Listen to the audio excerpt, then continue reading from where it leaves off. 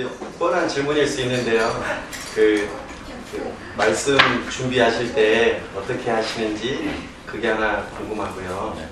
또 하나는 이제 기도 합주의 사역이라든지 이런 것들을 하시는 거를 조금 봤었는데요. 이 기도 사역을 또 어떻게 하시는지 약간 듣고 싶습니다.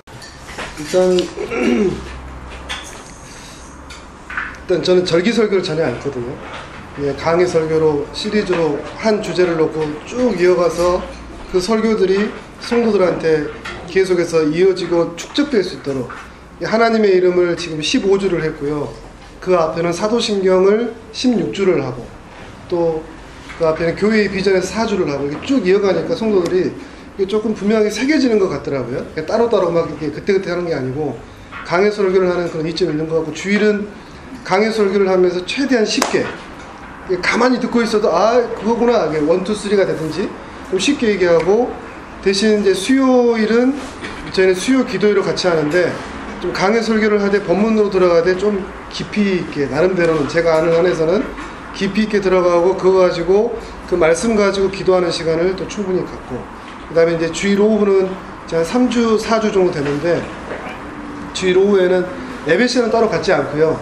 조직신학 이제 시작을 했거든요. 개론으로 아주 쉽게, 정말 쉽게 간단하게 이제 조직신학 이렇게 하니까 주일에는 강의 설교로 쉽게 들리는 설교. 저희는 불신자가 많거든요. 아까 그 사역을 하다 보니까 지금 절반 정도가 거의 불신자고 거의 그러세요. 그러니까 설교를 듣기가 굉장히 쉽지 않으신 분들이 많아서 오히려 주일에는 쉽게, 그리고 수요일은 좀 깊게, 그 다음에 주일 오후는 조직신학으로 이렇게 나름대로 그냥 뼈대를 만들어 놨고 좀 해가니까 교회적으로는 좀 이렇게 좀 체계가 좀 잡혀가는 것 같더라고요.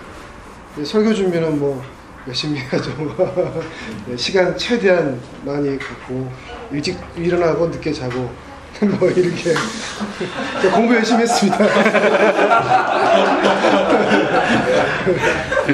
공부 열심히 한 티가 나요.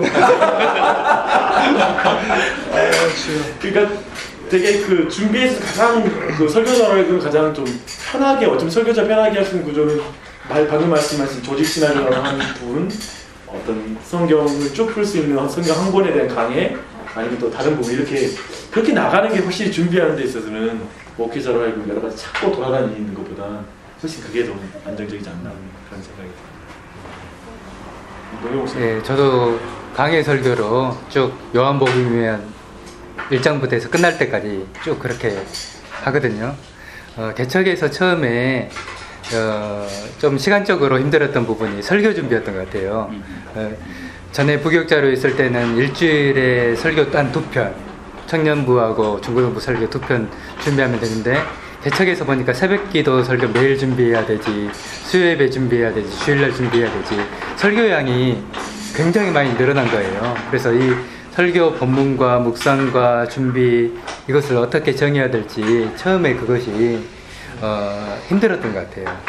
그런데 이제 그래서 개척하기 전에 설교는 어떻게 진행할 것인지, 성경 본문 연구는 어떻게 할 것인지, 또 마태복음을 설교한다면 참조할 수 있을 만한 주석과 책들은 무엇인지 미리 그런 연구하는 자세가 부교육자 때 어렵지만 그런 준비도 좀 필요한 것 같아요. 예, 저는 개척 시작하면서 지금까지 새벽 설교는 안 하고요. 수요일 날도 아직 설교해 본 적이 없고요. 지금까지 수요일 날은 성경 공부로 대신 하기 때문에 성경 공부 중심으로 주일 설교만 지금까지 준비하고 있기 때문에 그런 면에서 좀 여유가 있고, 저도 그런 면에서 일부러 시간이 많이 투자해야만 하는 설교를 또 따로 만들지 않으려고 생각하는 것 중에 하나는, 이게 그 설교 준비하는 것 자체가 나한테 버거움으로 와버리면 일단 영적으로든 정신적으로든 스트레스가 되고 다운될 수 있는 가능성이 크다. 저는 도리어 반대로 그럼에도 불구하고 설교가 아니라 말 그대로 성경을 읽고 주석을 읽고 나에게 영적으로 큰 도움이 될 수 있는 책들을 읽는 시간들을 굉장히 많이 확보하는 스타일이거든요. 다시 말하면 뭐 보통 다른 분들은 외국인들 사역하는데 얼마나 바쁘세요. 근데 솔직히 외국인 만나느냐 바쁘지 않아요. 거의 제가 일주일로 지금 최근 그냥 보통 평균으로 생각하면 일주일을 제가 100시간이 주어졌다. 그러면 한 80시간은 혼자 공부하는 시간이에요. 80시간. 야, 그러니까 나머지를 쪼개서 신방하고 필요한 사람들 도와주는 일을 하기 때문에 저는 그런 면에서 내가 영적으로 계속 내 자신이 먼저 말씀으로 충만해지고 내가 말씀에서 감동받고 작년하고 다르게 올해 내가 또 영적으로 성숙한 걸 내가 스스로 느끼고 그 충만 느끼지 못하면 설교하기 위해서 뭔가 자료를 찾아내야 되고 원고를 써 내려가는 게 부담이 될 수밖에 없다. 도리어 계속 나는 일주일 내내 계속 하나님의 말씀을 깨닫고 느끼고 하나님을 알아가는 가운데 성도들에게 말해주고 싶다. 이런 게 먼저 계속 속에서 끊이지 않아야 된다. 그걸 위해서 스스로 시간 관리를 계속 해 나가야 된다. 저는 그 말씀을 드리고 싶습니다. 네, 최근에 지금 다문화 상황에서 설교하시는다. 몇 분 정도 하시나요? 설교요? 못 알아듣는 사람이 있잖아요. 그것도 고정적이진 않고요. 작년까지만 해도 이제 제가 작년에 20분, 길면 25분, 작년 말에 30분, 최근에 들어서 작년 말이 아니라 올해 초에 그리고 최근에 들어서 이제 저도 시리즈를 계속 바뀌는데 지금은 40분. 그리고 설교 시작하기 전에 복습 10분. 복습을 하거든요. 지난주 거 복습을 10분 하고 일부러 길게 하려고 하는 거 아닌데 그래서 아까 말씀드렸지만 제가 욕심이 많아져가지고 다시 좀 줄이는 패턴으로 가야 돼요. 근데 이제 주제가 지금은 제가 잡은 주제 자체가 좀 시간을 필요로 하는 주제고 이제 내년부터는 다시 창세기부터 한 장씩 가려고 하는데 한 장씩 갈 때는 다시 20분 줄이는 식으로 가려고 생각을 하고 있습니다. 계속 시청각 자료 같이 준비하면서 하고 이제 실제로 설교를 전체적으로 저희 좀 제가 가지고 있는 질문은 뭐냐면 생각은 시간이 많이 주어져서 설교 연구는 하지 않는다. 이게 지금 사역의 중점이 있어서 말씀이 사람을 바꾼다라는 그 분명한 이 시간에 그것이 실제로 훈련되지 않으면 시간이 주어져도 그러니까 열흘을 줘도 어제 그러냐 나도 열흘을 줘도 난 하루 전에 준비하지 열흘 전부터 조금씩 준비하지 않는다라는 패턴을 봤을 때 그런 측면에 있어서 근본적인 어떤 내 안에 전환점이 필요합니다. 그러니까 사역의 시간이 많은데 모든 시간을 말씀 준비하는 데 쓰는 게 아니라 그 준비하는 그 시간만큼은 시간이 1000시간이 주어도 이 시간 자체는 변하지 않는 그 지점에서 결국 내가 사역에 있어서 말씀을 연구하는 중심의 목회를 할 것인가 아니면 내가 부지런히 만나는 거 근데 물론 만나는 게 나쁘다는 말이 아니라 네거티브한 의미가 아니라 결국 그런 부분에 있어서 어떤 중심성을 가져갈 것인가에 대한 부분 설교 준비에 있어서 중요하지 않나 보니까 그 준비하는 정도와 깊이가 다들 어느 정도 정해져 버리더라고요. 그 이상 안 해버리는 단계로 가지 깊이 나가지 못한 게 제 개인에게 좀 발견하는 많은 부분이었고 요즘 거기에 대한 문제의식을 좀 느끼면서 그 부분에 있어서 정말 말씀이 변화시킬 때 아까 말했던 대로 저는 그냥 아침 기도회와 오후 왜냐면 할 일을 만들면 너무 많은 거예요.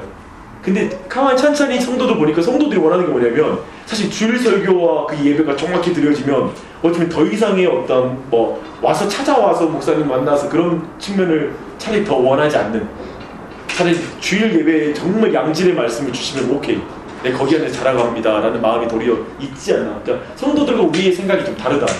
우린 그 시간에 더 만나면 더 좋아할 것 같은데 오히려 주일날에 말씀을 정확히 듣는 걸 더 본인들은 더 각자하고 그게 교회에 대한 더 기쁨이 있다. 그런 측면을 좀 바뀌어야 되지 않을까 그런 생각을 좀 많이 하고 있었습니다. 그리고 이제 아까 기도에 대한 말씀하셨는데 저는 이제 계속 그 기도학주의를 말씀드릴 때 하는 것은 어떻게 성경 중심적인 기도를 할 것인가에 대해서 저한테 과제였습니다.